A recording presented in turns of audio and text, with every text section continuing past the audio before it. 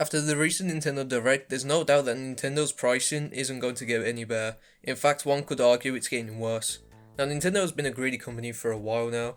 I want to say it started during the Switch era with the full price Wii U ports, and then followed by the next year with the paid online subscriptions, and then just snowballing from there with releases such as the Mario 3D All-Stars collection. A collection of 3D Mario games that were not only sold at full price, but were a limited time only thing. You only had a few months before it got locked away in the Nintendo Vault. They did a lot of really questionable things during the Switch era too, but this video is more about the economic side of the company. That brings us to the Switch 2 era, which we all know how that's going so far. Mario Kart World releasing for £75 and other games releasing for around £60 to £66. Paid upgrades with DLC that vary in quality, ridiculously overpriced accessories and controllers. No, I don't care how good the Switch 2 Pro controller is, I'm not dropping 75 quid on a controller, especially since my original Switch Pro controller is still going strong 5-ish years later. And that brings us to today, where about a week or so ago Nintendo dropped a Direct announcing some decent stuff. It wasn't the best Direct in the world, but it certainly wasn't the worst one either. We had announcements and trailers for the Mario movie,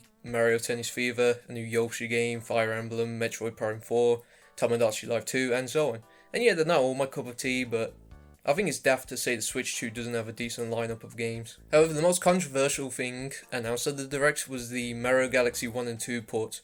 Or are they remasters? I don't know. But yeah, they were revealed here, and these two are highly regarded games, so of course they're welcome additions. But of course, with Nintendo there's always a catch, and it's usually the pricing, which is the case here. Over here in the UK, the bundle is releasing for around £50 to £60, while separately they're £33 each. And yeah, these prices are absurd. You can get off your ass right now and hop down to Kex and pick up both of these games for like £25. You can even find them cheaper on things like eBay, Vinted and Facebook Marketplace. And even then, you can very easily emulate these games on a PC or even a modern day smartphone. So why is Nintendo offering exactly to support these prices? Assist mode, some extra storybook pages, 4K support, amiibo support, some redone UI and textures, and I think they're doing 120 frames per second, and that's it really. Okay, there's mouse controls as well, but like, who cares? Most of these things people have already been doing for ages at this point through emulation, so no, I don't think there's enough incentive to buy these games. I assume they do have the source code for these games to make these changes, so why not add extra levels or something more valuable? Because be honest, who actually cares about the extra storybook pages? And as for assist mode, Mario Galaxy 1 is already an easy game. I'm sure we all would have preferred a hard mode, and Mario Galaxy 2 already has an assist mode anyway. Then there's the DLC for Donkey Kong Bonanza and Pokemon ZA, two really bad game choices for DLC. It's bad for Bonanza as this is clearly just post-game content that was taken out of the base game and then just slapped behind a £17 paywall. So now the full game is technically around 80 quid. And Pokemon ZA isn't even out yet, and they're already announcing DLC for it, for a whopping £25 that is, and the worst part is, you can pre-order it right now, so if you want the full Pokemon ZA experience, that's about 50 quid for the base game, £25 for the DLC, which brings you to around £75. But why stop there? You also need to play online ranked matches to unlock certain mega zones, so that's another £18 for the year. Then if you want to move Pokemon to and from this game, that's going to be £15 for a year's subscription of Pokemon Home. So all that totals to around £108.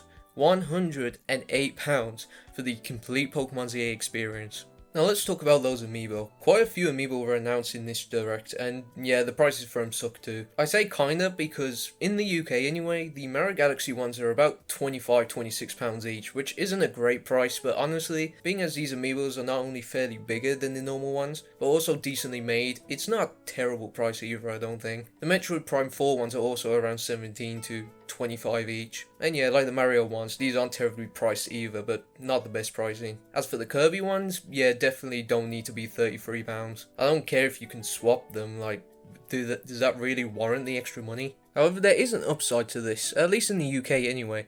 See, while I'm not exactly sure how well first-party physical games are selling, apparently they're selling well, according to Google, the games do seem to be dropping in price.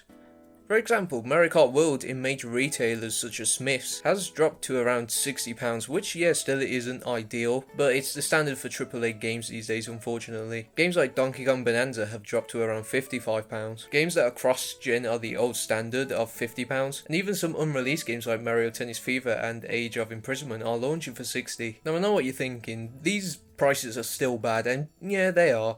But But I think there's something to be said here. It's rare for Nintendo games to drop down in price only a few months after they launch. Usually it takes a while for even the small amounts of discounts. But this time they seem to be dropping fairly quickly, mainly in general retailers, because on the official Nintendo store and certain retailers like Game, they're still full price, which got me thinking. I'm not entirely sure how retailers work, but are they told to lower the prices? Or are they doing it off their own accord? Are these games actually selling well at full price? Who knows, but my point is, I can honestly see the prices continue to go down. However, the point I was trying to get to is that because these prices are going down on the retail market, it means they'll also go down on the second-hand market too.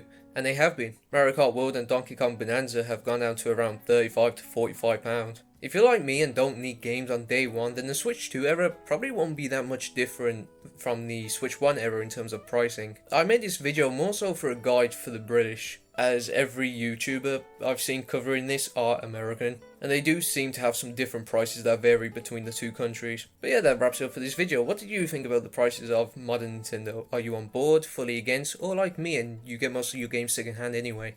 Leave a comment below and I'll happily respond. That's going to do it for today. I'll see you there.